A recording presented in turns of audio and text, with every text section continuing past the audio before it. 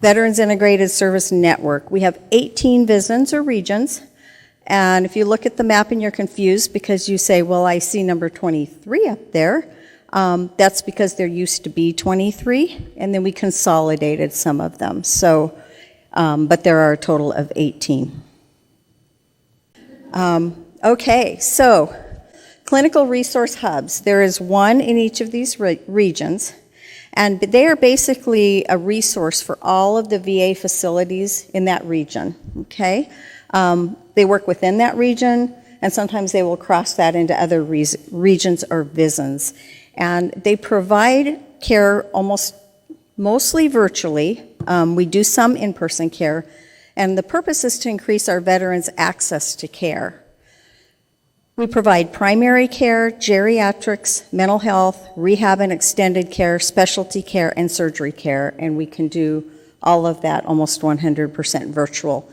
The goal is that in areas where we do not have, our veterans do not have access to those services, that we're able to go in and provide those. Because let's say you're a veteran in a primary care clinic and your provider just left. So you now have a panel of 1,200 patients. Who's going to take care of those patients? Are you going to spread them out among all your other providers, you know, and now they're all getting burnt out and overloaded? Are you going to send them to the community?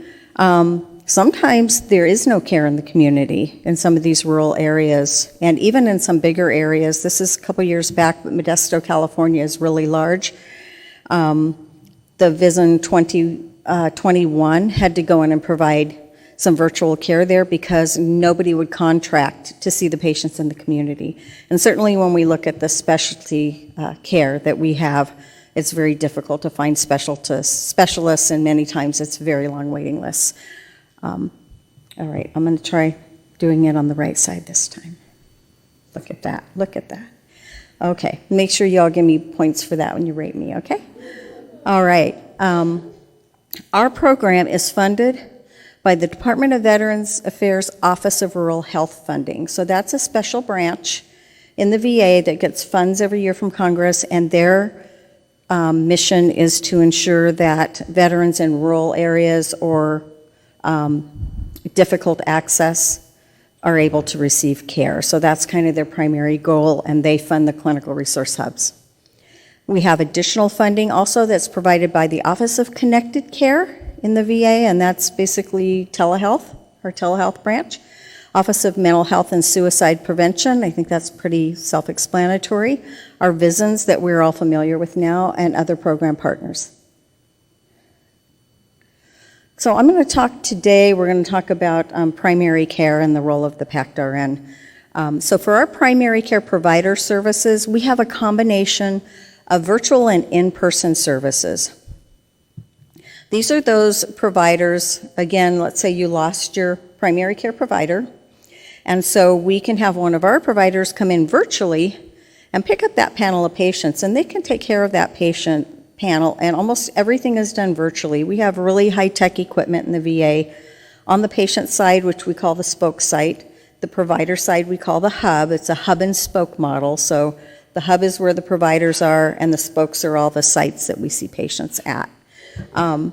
So we can go in and take care of those patients. We train the staff there, the nursing staff, on how to assist us in those exams, and we have just totally awesome equipment. We've done presentations at AAACN in the past where the nurse puts on the headset and listens to the heart and lungs, and the provider can hear it digitally from Boise, Idaho, and the patient's in Alaska, and it's clear. But my favorite part are what those exam cameras do. So you can look in someone's ear, and the provider sees that eardrum about this big on their screen. You can use derm cameras that show about 3 layers deep in the skin when we're trying to assess some of those lesions. So just a lot of really cool high-tech equipment, and the nurses at the patient side is basically the hands for the provider. Okay. The way this was originally set up is we do standard in-person visits every 90 days for a week. So it's all virtual except for 1 week a quarter. The provider goes on site and does face-to-face care, PAPs, pelvics, biopsies, lesion destructions. I just want to put my hands on that patient and see them personally. So that's the original model when we started this, okay? In VA, we use the PACT model, Patient Aligned Care Team. That's our acronym. That would be the equivalent or similar to the patient-centered medical home model that you're all probably familiar with. So one PACT RN care manager for each panel of 1,200 patients. So you have a provider, you have a PACT RN care manager, you have a clinical associate who's an LPN or an MA, and then you have our MSA, our medical support assistants, who are clerical functions. But our PACT RNs are responsible for chronic disease management, population management, 2-day post-discharge calls, triage, and a multitude of other things, but those are the main things that they do. Okay, so we had rolled this primary care model out, and then we realized about 1.5 years, 2 years ago that we also had RN care manager gaps too.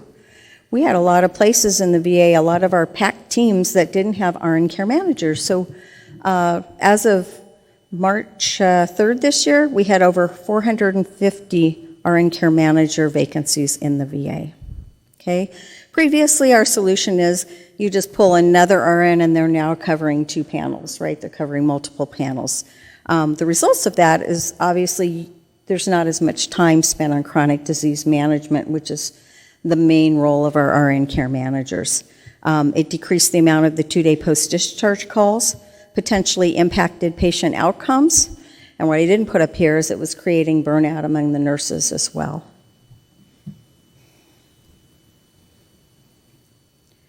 Oh, there it is, burnout right there. I did put it there, okay? Decreased staff satisfaction, decreased patient satisfaction because they can't get a hold of their nurse because they don't have a nurse really. And possible that decrease in our chronic disease management that's not occurring. Okay, I want to thank one of my fans out in the audience for this slide, Dr. Tracy Solt.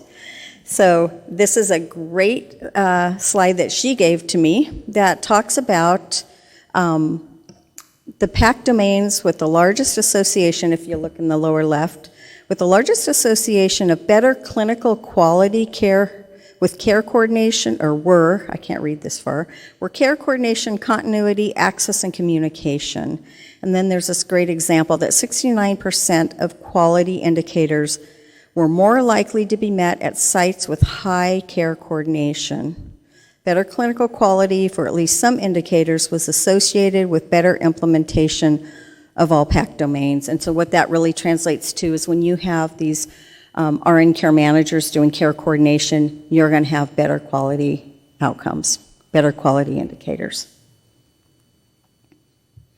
So we said, all right, we need to take a serious look at this. I had recently switched hats in the Clinical Resource Hub. I'd been the business director and said we need to look at the nursing piece. We have nursing gaps too, and we've been focused on the primary care provider gaps, right?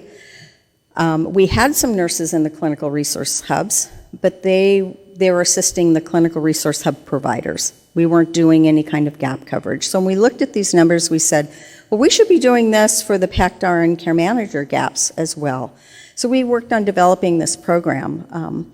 We created this national CRH PACT RN care manager. That's a long thing, right? So you see why I'm using initials a lot. CRH PACT RNCM, virtual access gap coverage.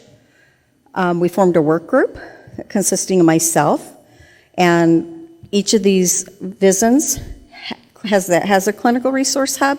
They have an associate chief nurse. Most all of them do, I should say. A couple still don't, but most do.